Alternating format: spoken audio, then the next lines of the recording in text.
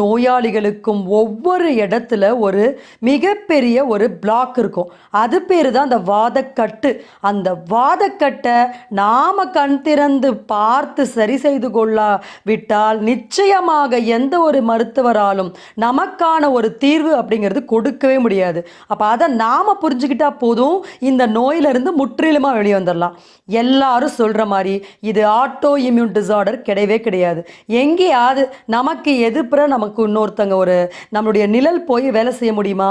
அது போல தான் உடலுக்கு எதிர்ப்புற எந்த ஒரு எதிராக உடலுடைய நோய் எதிர்ப்பு மண்டலம் வேலை செய்ய வாய்ப்பே கிடையாது. ஃபார் எக்ஸாம்பிள் இன்னும் புரிகிற மாதிரி சொல்லணும்னா, இப்போ நம்ம காமிக்கிற இந்த ரிப்போர்ட் நீங்கள் பார்க்கலாம். இது பேஷண்ட் ட்ரீட்மெண்ட் ஸ்டார்ட் பண்ணும்போது 5ஆம் மாதம் எடுத்த ரிப்போர்ட். இதில் 3000க்கு மேலே இருக்குது ஆர்ஏ ஃபேக்டர். அடுத்து நம்ம ட்ரீட்மெண்ட் ஆரம்பித்ததுக்கு அப்புறம் எடுத்து பார்க்கும் பொழுது கிட்டத்தட்ட 1700 கிட்ட அந்த ஆர்ஏ ஃபேக்டருக்கு நம்ம எந்த விதமான இங்கிலீஷ் மெடிசன்ஸுமே நம்ம